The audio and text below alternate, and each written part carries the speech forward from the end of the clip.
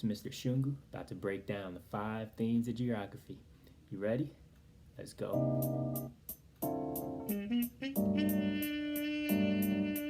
the 5 themes of geography. The 5 themes of geography. Yeah, you can learn them if you rock with me. Just listen, don't stop the beat. Yeah, the 5 themes of geography. The 5 themes of geography.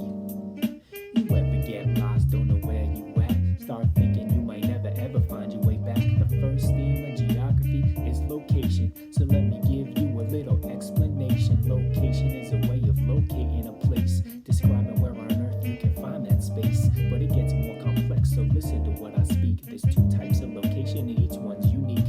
Absolute location is like an exact spot, a place you can locate and place a dot. This location doesn't change no matter your attitude. You can show this location using longitude and latitude. Relative location is all about relation of where a place is in relation to other places. Turn left at the light, go 3 more blocks. Your friend's house is the one with the orange mailbox. Or here in Champaign, Chicago is to the north, so we'd have to travel north to get there, of course. But we lived in Wisconsin, it'd be flipped, no doubt. Then to get to Chicago, you would have to travel south. Yeah, the 5 themes of geography. The 5 themes of geography. Yeah, the 5 themes of geography. The 5 themes of geography. That's right.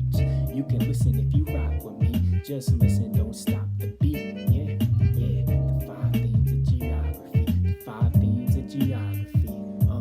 The second theme, geography, is place. You heard. If you heard the last verse, you already heard this word. But when geographers use that word place, what is it? Each place has 2 types of characteristics. The first type is physical, created by nature, like trees, rocks, rivers, other things of that nature.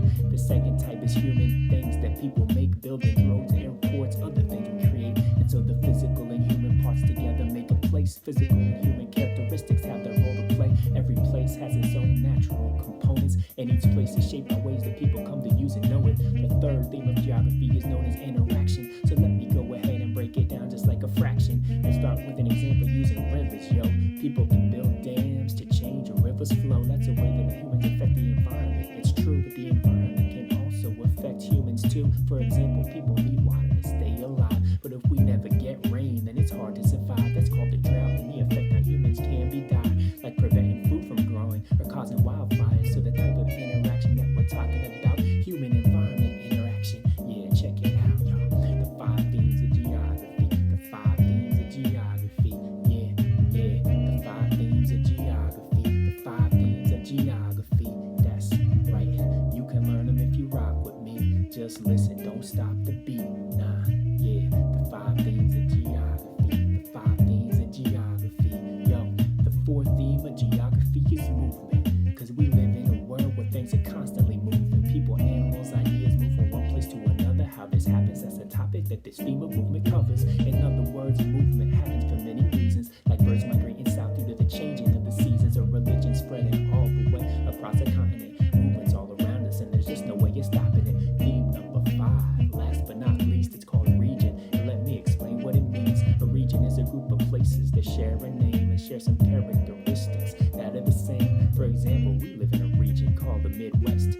Lots of flat land and the corn is the best. And some regions of the world are gigantic, like the region where we live between Pacific and Atlantic Oceans. This region is so big that it's a continent, North America, and we live right in the heart of it. But what is a continent? You might want to know. It's a large land mass on the Earth's surface. There's 7 continents on Earth. You can check out a map. Yeah.